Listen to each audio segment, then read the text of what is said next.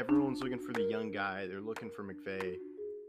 I think take a shot out Todd Bowles, get him a second shot at head coach, and see if he can do it. I don't think they will. If they don't have Anthony Davis, I'm saying it right now. If Anthony Davis is out for the playoffs, they don't make it out of the first round.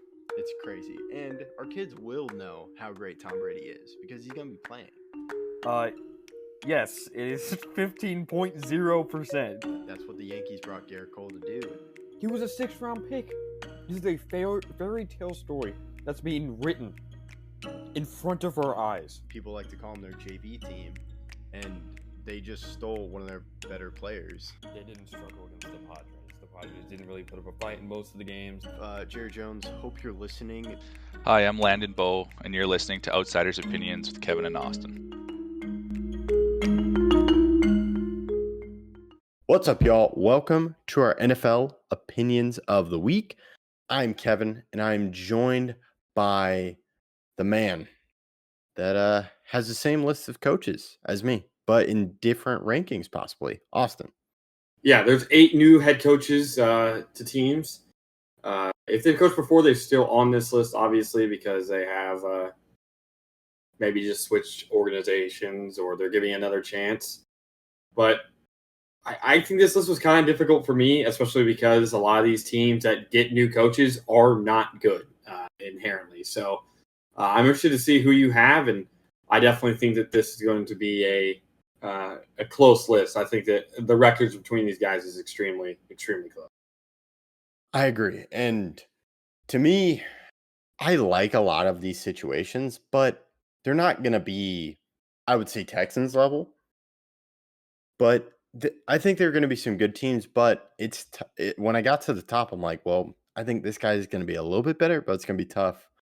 And this is on the record of the team. This isn't about the coach. This is about who do we think at the end of the season had a better record. But I'll guess we'll start at the bottom. Yeah, so the coach that I believe will have the worst record at the end of the year, and again, this isn't necessarily how the coach performs, kind of like what you said. This is what record we think ranked by the best record. So if we think they're going to do well, we'll have them at a high record. We don't think they're going to do well, we'll have them as a low. So my number 8 of 8 is Jerod Mayo. I'm not all that confident in the Patriots this year, and I do believe that they could have a poor season. So I do have them as as the lowest one. That's the same 8 as me at Jerod Mayo. I like the coach, but it's going to be tough given what this team is at right now, especially with the new QB. To me, it would almost take a miracle for him to get close. They're probably going to be in contention for the top pick in next year's draft. So not surprising there. I'll go to my next guy, which is Dan Quinn. I really don't believe in the Commanders. I think Dan Quinn's a good coach, but to me, quarterback side as well, I don't know how I feel about Jaden Daniels. And I feel there's always that hype about the Commanders, and they haven't really lived up to it. So I don't see a strong season for them this year. We disagree here. My number 7 is Jim Harbaugh. There's injuries that are occurring with the Chargers. I don't really know what to expect from them. We don't know how healthy that Justin Herbert's going to be. We don't know if he's starting week 1 or what's going to happen there. The running back situation is weird to say the best. The wide receiver situation is interesting as well. I just don't know how I feel about the team. They're also a team that's always injured, it seems like, and I do think this is more of a just survive the season and next year will be a lot better. Okay. Now, who's your, I would say 6? My 6 is Dan Quinn. I think I believe a little bit more in the Commanders than you do. And I was really close between them and the Raiders. I don't really know how good Jaden Daniels is going to play. And it's really going to come down to, can he take care of himself? He's a player that when he plays, gets injured or can get injured, has the potential because he likes to truck guys and act like he's a running back and not slide ever as a QB. And even though he's a great running quarterback, you have to take care of your body. So I do believe that he really does need to take care of himself and make sure that he is going to be a healthy player. And if he is, I could definitely see them moving ahead of the Raiders, but I don't know if he's going to be like that or not. Yeah, it really depends on the quarterback. My 6 is Dave Canales, and sort of the reason, like you were talking about Jaden Daniels. I I was really high on Bryce Young. I'm really curious about them this year. I I think they'll be good. It's just I like the other coaches over Canales and their situations as well. Canales is Yeah, filling in for a guy that got fired his first year and a quarterback that did not look at all what he looked like in Alabama with Bryce Young. I think that's going to be one of our bigger disagreements because I do think this is going to be a much better year for the Panthers. So I do have them ranked a little bit higher. Who's your number 5? Yeah, my 5 is Brian Callahan.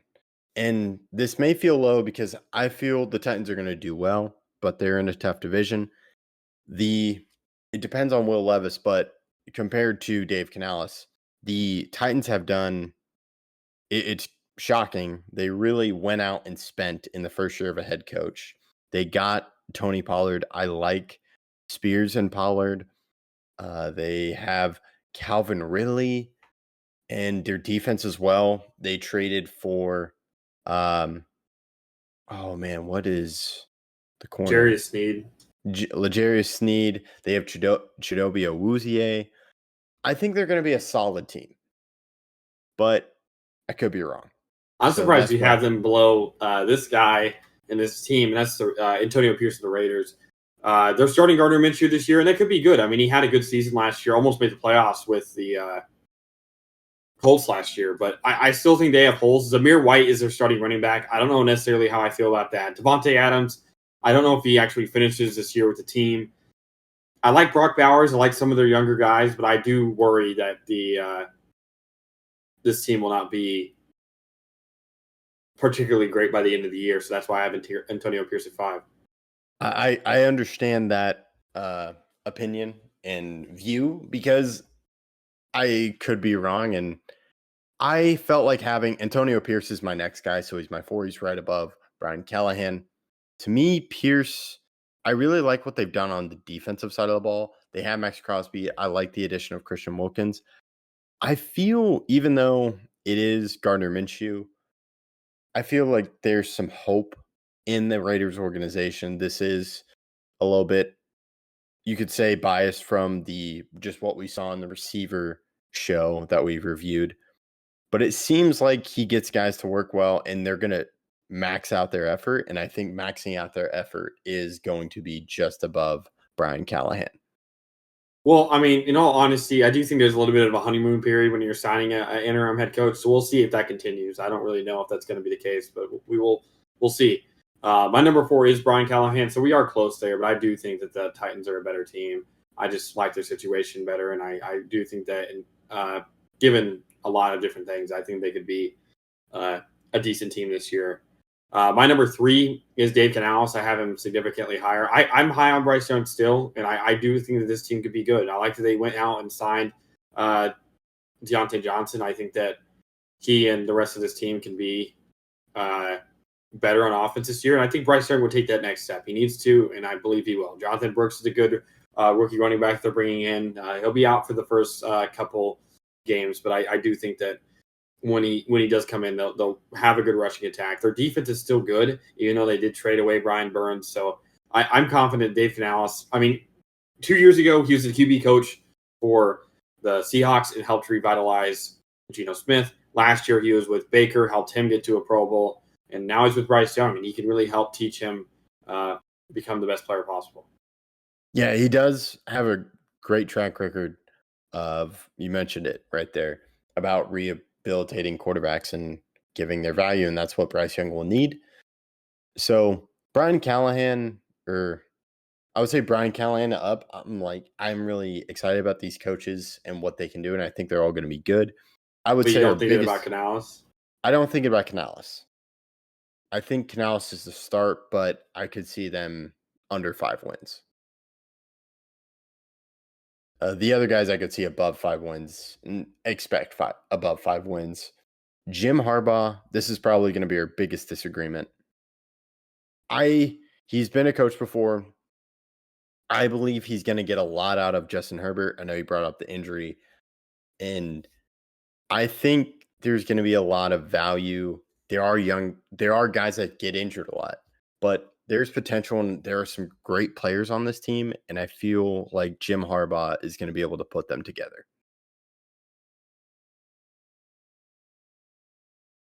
Okay, we'll see. That is going to be one we disagree on the most. Who's your number 2? So my number 2 is Mike Macdonald. The Seahawks are great, and it's a great situation as well for him. I would say he's number 2 because there is the Geno Smith. It's a new coaching staff. You mentioned about Canales. Geno Smith was still good last year, but it was such a fantastic year on offense. The first year when Dave Canales was the OC. So how does that work? And how does this defense work, especially with the run game with Mike Macdonald?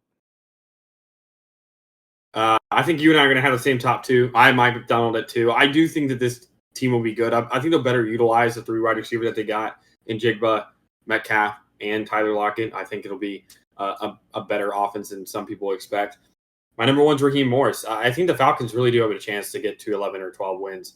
They have the easiest schedule, or one of the easiest schedules in the NFL, and also they have a lot of talented guys on